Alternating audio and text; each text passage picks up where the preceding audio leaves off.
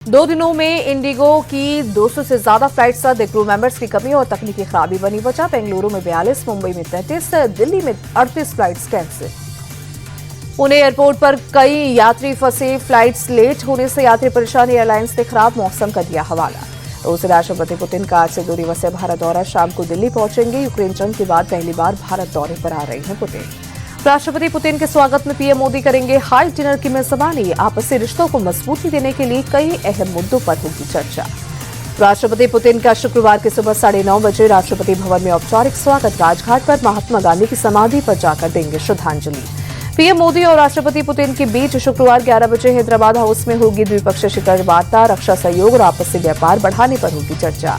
23वें भारत रूस वार्षिक शिखर सम्मेलन में S-400 मिसाइल सिस्टम और S-57 फाइटर जेट की खरीद पर बातचीत संभव। छोटे मॉड्यूलर न्यूक्लियर रिएक्टरों में सहयोग भी मुख्य एजेंडा रहेगा। शिखर वार्ता के बाद राष्ट्रपति पुतिन और पीएम मोदी भारत मंडपम में बिजनेस लीडर से मुलाकात करेंगे। राष्ट्रपति पुतिन रूस टुडे के भारत चैनल का उद्घाटन भी करेंगे। राष्ट्रपति द्रौपदी मुर्मू ने पुतिन के स्वागत में शाम 7 बजे किया राजकीय भोज का आयोजन। शुक्रवार रात 9:30 बजे पुतिन मॉस्को के लिए होंगे रवाना। राष्ट्रपति पुतिन के दौरे से पहले किले में तब्दील। राजधानी दिल्ली में चप्पे चप्पे पर अतिरिक्त फोर्स तैनात। होटल से मीटिंग वेन्यू तक ड्रोन से नजर, मल्टीलेयर सिक्योरिटी और सीसीटीवी से निगरानी। राष्ट्रपति द्रौपदी मुर्मू ने नौसेना दिवस की शुभकामनाएं दी। ट्वीट कर लिखा, भारतीय नौसेना के कर्मियों, पूर्व सैनिकों और उनके परिवारों को नेवी डे की बहुत बधाई। बहादुर जवानों को देश का सलाम। पीएम मोदी ने नेवी डे की बधाई दी। ट्वीट कर लिखा, हमारी नेवी हिम्मत और पक्के इरादे की पहचान। इंडियन नेवी को बहुत बहुत शुभकामनाएं।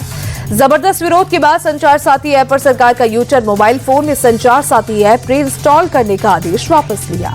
उद्धव गुट की सांसद प्रियंका चतुर्वेदी ने सरकार के फैसले का स्वागत किया। कहा, ये एक निगरानी तंत्र था जिसे गलत तरीके से लागू किया जा रहा था। हम इसका पर्दाफाश करने में सफल रहे। कांग्रेस सांसद इमरान मसूद बोले, अच्छा है सरकार को सद्बुद्धि आ गई। इस तरह के फैसले ना हो जो सीधे सीधे जनता को प्रभावित करें। सपा सांसद अवधेश प्रसाद बोले, संचार साथी ऐप का निर्णय गलत था। ये हमारे मौलिक अधिकारों पर कुठाराघात था। सरकार के आदेश वापस लेने से पहले संचार मंत्री ज्योतिरादित्य सिंधिया की सफाई। लोकसभा में बोले, इससे जासूसी संभव नहीं और न होगी। कांग्रेस नेता रणदीप सुरजेवाला बोले, संचार साथी के जरिए पूरे देश को जासूसी तंत्र में बदला जा रहा। अगर ऐप हैक हुआ तो सबका डाटा लीक हो जाएगा। झारखंड के सीएम हेमंत सोरेन दिल्ली से वापस रांची पहुंचे। सूत्रों के मुताबिक दिल्ली में बीजेपी नेताओं से मुलाकात की। कांग्रेस महासचिव केसी वेणुगोपाल ने झारखंड में कांग्रेस जेएमएम गठबंधन को बताया मजबूत। कहा, दक्षिणपंथी ट्रोल नेटवर्क का दुष्प्रचार उनकी बढ़ती हताशा और असुरक्षा के संकेत हैं। यूपी के बरेली में मुफ्ती शहाबुद्दीन रिजवी ने मौलाना मदनी के जिहाद वाले बयान पर साधा निशाना। कहा, मौलाना का बयान देश के लिए खतरनाक है। मौलाना देश को तोड़ने का काम कर रहे हैं। मुफ्ती शहाबुद्दीन ने मौलाना मदनी को बताया गद्दार। बोले, वो भारत के मुसलमानों को भड़का रहे हैं जिससे हिंदू मुस्लिम के बीच टकराव हो जाए, जिसका सबसे ज्यादा नुकसान मुसलमानों को होगा। कर्नाटक सरकार का बड़ा फैसला, मेंस्ट्रुअल लीव को दी मंजूरी। 18 से 52 साल तक की महिला कर्मचारियों को मिलेगी हर महीने एक पेड लीव। पश्चिम बंगाल के 32,000 प्राथमिक शिक्षकों को बहुत बड़ी राहत। कलकत्ता हाईकोर्ट ने नियुक्ति रद्द करने का सिंगल बेंच का फैसला पलटा। दिल्ली के अक्षरधाम इलाके में प्रदूषण बहुत खराब, श्रेणी में AQI 318 दर्ज किया गया। दिल्ली के गाजीपुर इलाके में भी एयर क्वालिटी इंडेक्स 318 दर्ज। आसमान में छाई धुंध की मोटी परत, विजिबिलिटी हुई कम। बढ़ते प्रदूषण पर केंद्रीय पर्यावरण मंत्री भूपेंद्र यादव की समीक्षा बैठक। बोले, दिल्ली सरकार से अगले साल के लिए एक विस्तृत योजना तैयार करने को कहा। पर्यावरण मंत्री बोले, सड़कों पर गड्ढे धूल का सबसे बड़ा कारण। हमने दिल्ली में 61 ट्रैफिक हॉटस्पॉट की पहचान की। पराली पर भी योजना तैयार करेंगे। मायानगरी मुंबई में एयर क्वालिटी इंडेक्स 146 दर्ज। आसमान में छाई कोहरे की हल्की परत। CPCB के अनुसार AQI मध्यम श्रेणी में। दिल्ली ब्लास्ट मामले में गिरफ्तार आतंकी जसीर बिलाल उर्फ दानिश की हिरासत बढ़ी। पटियाला हाउस कोर्ट ने NIA को और 7 दिनों की रिमांड दी। छत्तीसगढ़ में पुलिस और नक्सलियों के बीच मुठभेड़। बीजापुर के गंगलूर इलाके में 12 नक्सली ढेर। एनकाउंटर में डिस्ट्रिक्ट रिजर्व गार्ड के 2 जवान शहीद। यूपी के अमरोहा में भीषण सड़क हादसा। हाईवे किनारे खड़ी DCM में जा घुसी तेज रफ्तार कार। हादसे में कार में सवार 4 जूनियर डॉक्टरों की दर्दनाक मौत। अलीगढ़ में 50,000 का इनामी हिस्ट्री शीटर पुलिस मुठभेड़ में गिरफ्तार। एनकाउंटर के दौरान आरोपी के पैर में गोली लगी। अवैध तमंचा और कारतूस बरामद। बुलंदशहर में अपहरण और हत्या का आरोपी सलीम पुलिस मुठभेड़ में गिरफ्तार। आरोपी के पैर में लगी गोली। गैर समुदाय की लड़की का अपहरण कर की थी हत्या। यूपी के जालौन में हिस्ट्री शीटर बदमाशों के साथ पुलिस की मुठभेड़। 2 बदमाशों के पैर में लगी गोली। अवैध असला, जिंदा कारतूस और एक बाइक बरामद। लखनऊ एयरपोर्ट पर 13 करोड़ का गांजा बरामद। बैंकॉक से आए 3 भारतीय यात्रियों के पास से मिला करीब 3 किलो गांजा।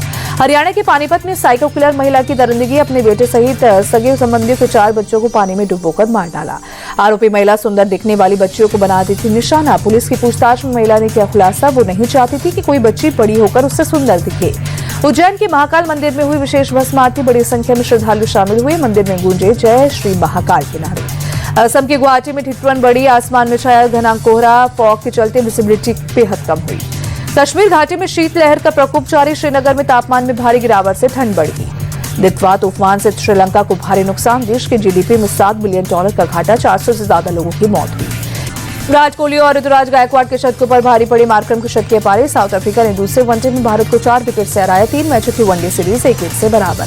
साउथ अफ्रीका के खिलाफ दूसरे वनडे में टीम इंडिया 359 रन का टारगेट नहीं बचा सकी। आखिरी ओवर में साउथ अफ्रीका ने टारगेट हासिल किया। 6 दिसंबर को विशाखापट्टनम में खेला जाएगा तीसरा वनडे मैच। रायपुर में T20 विश्व कप 2026 के लिए भारतीय टीम की नई Jersey launch. T20 world cup tournament के ब्रांड एम्बेसडर रोहित शर्मा और भारतीय बल्लेबाज तिलक वर्मा रहे मौजूद। भारत के तेज गेंदबाज मोहित शर्मा ने लिया क्रिकेट के सभी फॉर्मेट से संन्यास। मोहित ने 26 वनडे और 8 T20 अंतर्राष्ट्रीय मैच खेले। ऋचा घोष पश्चिम बंगाल पुलिस में हुई शामिल, सिलीगुड़ी एसीपी का पद संभाला।